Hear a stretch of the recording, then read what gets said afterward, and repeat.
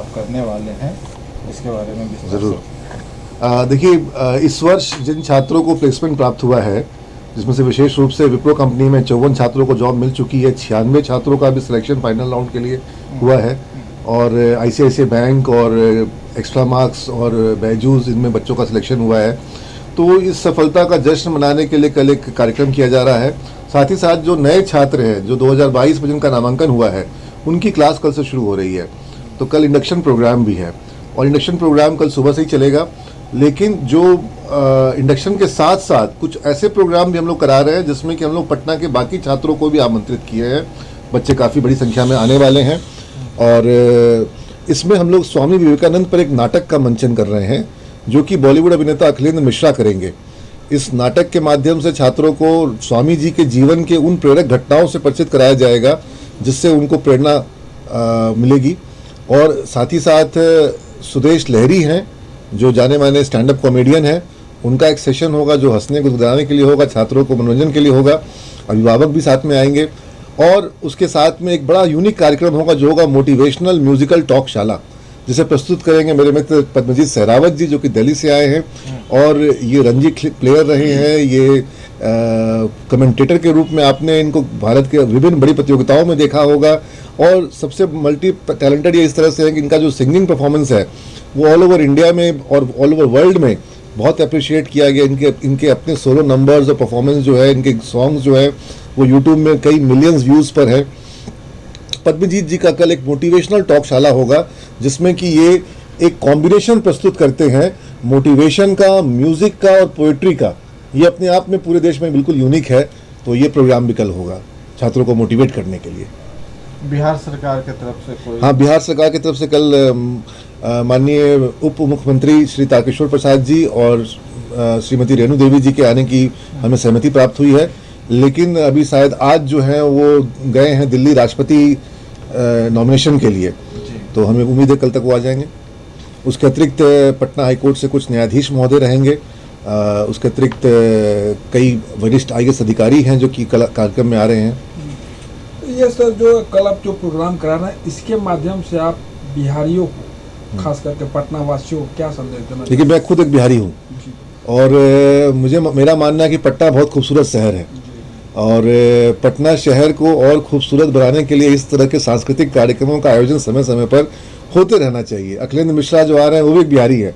ये कोरोना काल के बाद ये लगता है कि पहला कार्यक्रम आप लोग का? नहीं, इसके पहले जनवरी में हमने इंस्पायरो कार्यक्रम करवाया था, इसमें कबीर महोत्सव भी हुआ था, और वहाँ पर एक हम सूफियाना प्रोग्राम भी हुआ था, और उसके अतिरिक्त वहाँ पर डिजिटल बिहार का कार्यक्रम भी किए थे हम। सर, सवाल आपसे है कि कल किस तरह का आपका प्रोग्राम है? जी, जैसा सर ने आपको बताया कि मैं जो चीज़ करता हूँ म्यूज़िकल टॉक शाला, उसमें उसकी दो चीज़ें हैं। एक तो ये कि आपको मोटिवेट करना है यूथ को, जो भी ऑडियंस होगी, साथ के साथ उनको एंटरटेन भी करना है। तो अगर मैं कहता हूँ कि गिरते हैं शह सवारी मैदान जंग में, वो तिफल क्या गिरे जो घुटनों के बल चले। आप गिरेंगे, आप उठेंगे, आप उड़िए। ये गगन छोटा पड़ जाए तेरी उड़ान ऐसी हो, ये चमन सारा खिल जाए तेरी महक ऐसी हो। सीढ़ियाँ वो चढ़ते हैं जिन्हें छत पे जाना, जिन्हें आसमान छूना है वो उड़ान भरते हैं। तो अगर मैंने ये कहा था, फिर मैं गाऊंगा, रुक जाना नहीं तो कहीं हार के। एक गाना आपका बहुत पॉपुलर हुआ था, बाट लग गई जी, तो क्या? जी हाँ, वो बहुत पॉपुलर हुआ था जी, हुआ था। लेकिन वो हम स्कूल कॉलेज में कभी नहीं गाते हैं, क्योंकि हमारा ये मानना है कि कुछ चीजें, जिंदगी से बड़ा नशा कुछ नहीं होता। हाँ। आप जिंदगी से नशा रखिए, तो वहां तो कभी हम छेड़ते भी हैं तो वो जूस बन जाता है। तो कुछ चीजें, लेकिन जो मेरी सबसे बड़ी लोकप्रियता रही है वो म्यूजिकल टॉक शाला रही है। म्यूजिकल टॉक शाला, ये जो मोटिवेशन, हाँ। तो ये जैसे फिर हम कहते हैं कि कोई भी काम अगर आपने करना है, तो वो काम अगर आपने करना है तो right time and now. If you do it now the world is gonna say wow, if you don't do it now world is gonna say चाओ। अगर आप बहते हुए पानी को एक ही बार छू सकते हैं, तो हम इस बात पर तवज्जो देते हैं कि कोई भी काम कल नहीं हुआ, जिसने आज में किया कर लिया, कल किसी का कभी आता नहीं। फिर हम गाना गाते हैं, एक बार वक्त से लम्हा गिरा कहीं, वहां दास्तां मिली, लम्हा कहीं नहीं, थोड़ा सा हंसा के, थोड़ा सा रुला के, पल ये भी जाने वाला है, हो आने वाला पल जाने वाला है। और ये भी हम लोगों को बताते हैं, बच्चों को बताएंगे कि दिक्कत तो आएगी, परेशानी आएगी, मुश्किलात आएगी, लेकिन हमेशा के लिए तो न रुक पाएगी।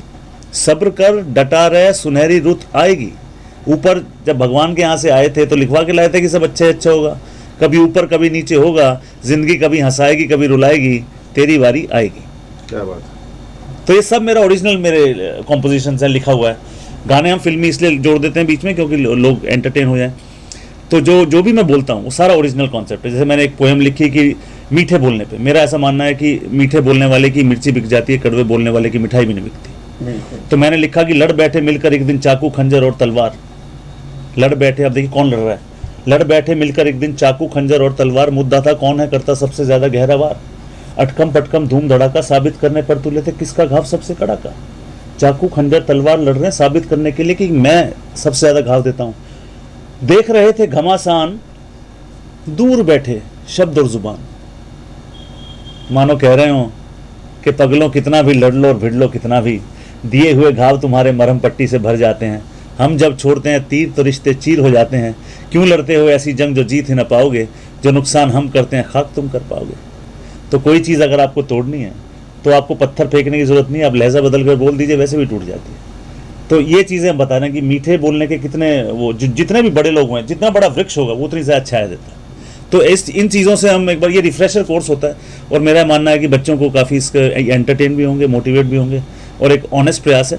बस यही सब। बच्चों के लिए एक लाइन बताइए जिसमें मोटिवेशन कल के प्रोग्राम के विषय में, एक लाइन में। रुकी है ये डगर तो क्या, थमी है ये बदर तो क्या, तेरी चलती नहीं तो क्या। माना किस्मत से मंदा है पर वो देखता है सब, ना वो आंखों से अंधा है। मंजिल मिले ना मिले मुकद्दर की बात है, आप कोशिश ना करो ये गलत बात है। क्या बात। Thank you. Okay sir.